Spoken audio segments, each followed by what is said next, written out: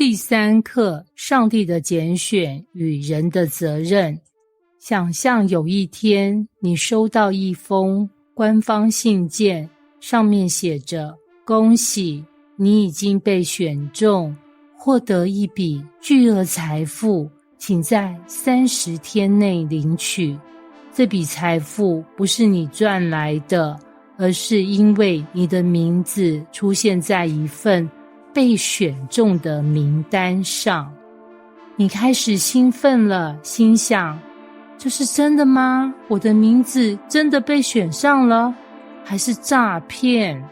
但接下来的问题更关键，如果这是真的，那么这笔钱会不会因为我不去领取而失去？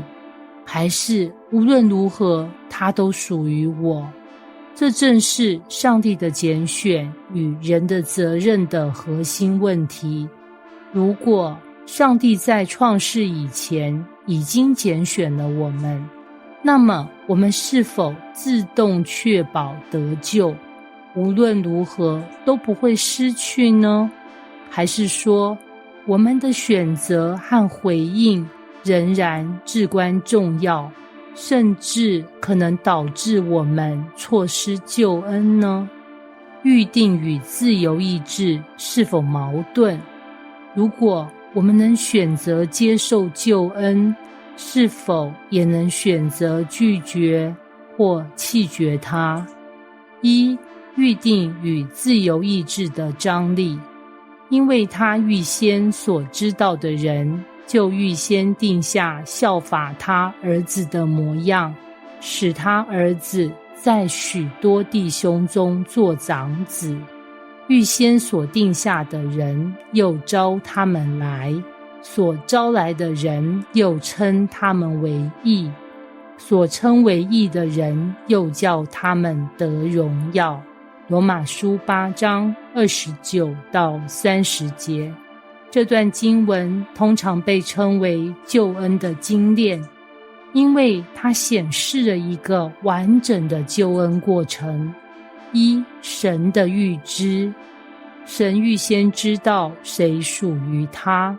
二、神的预定，神决定让这些人成为他儿子的样式。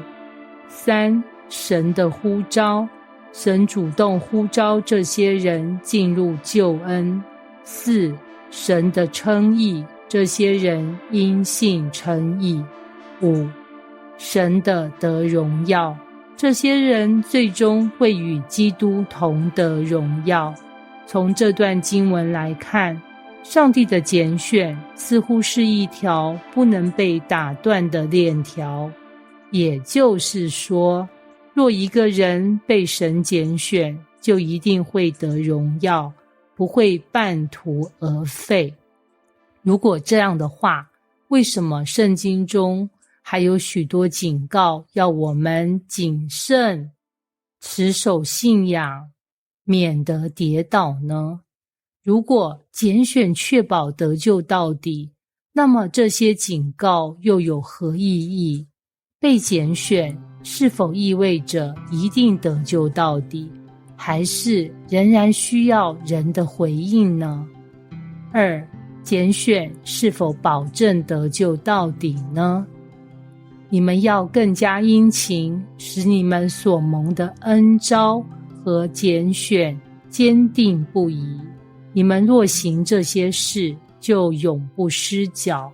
彼得后书1章10节，这里彼得勉励信徒要坚定不移，这似乎暗示一个人可能会失脚，甚至远离神的恩典。如果拣选是无条件、不可改变的，那么这句话还有意义吗？此外，耶稣也多次警告门徒要谨慎，免得离弃信仰。唯有忍耐到底的，必然得救。马太福音24章13节，你务要忠心至死，我就赐给你那生命的冠冕。启示录2章10节，如果得救是100%确定的，为什么还需要忍耐到底和忠心至死呢？是否可能有人曾经在教会中，甚至曾经看起来像得救的信徒，却最终失落呢？想象你申请了一所顶尖大学，经过严格的审核，终于收到了录取通知书。你被拣选进入这所学校，这是一个绝佳的机会。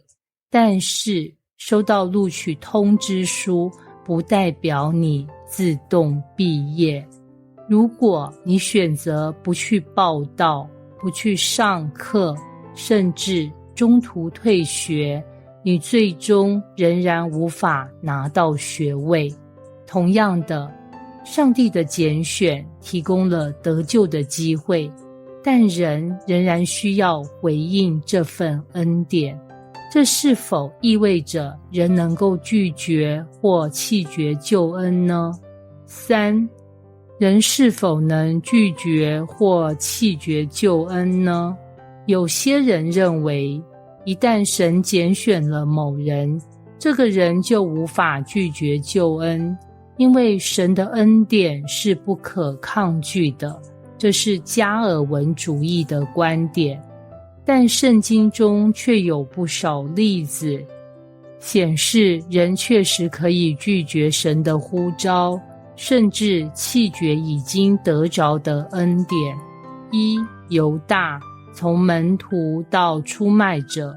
犹大是耶稣亲自拣选的12门徒之一，他跟随耶稣多年，见证无数神迹，但最终却选择出卖主。他曾经参与门徒的侍奉，甚至可能也曾经传福音、赶鬼。马太福音10章1到4节，但最后却成为灭亡之子。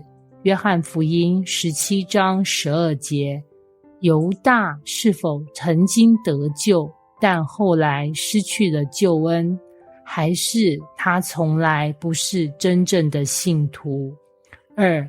希伯来书10章26到27节，故意犯罪的可怕后果。因为我们得知真理以后，若故意犯罪，赎罪的祭就再没有了，唯有占据等候审判和那烧灭众敌人的烈火。希伯来书10章26到27节。这段话似乎在说，有些人明明已经得知真理，却仍然选择远离神，最终面对审判。这告诉我们，救恩不是一张无条件的保证书，而是需要人持续的信靠、顺服与跟随神。结论，救恩既是神的主权，也是人的责任。综合以上经文，我们可以得出一个结论： 1. 神的拣选确保他的计划不会失败，但人仍然有回应的责任。2. 圣经中的警告是真实的，表明人可能选择远离神，甚至弃绝信仰。3. 真正得救的人会持守到底，但那些只是表面上的信徒，最终可能会显明他们从未真正属于基督。那么，你如何确保自己是真正被神拣选的信徒，而不是仅仅挂名的基督徒呢？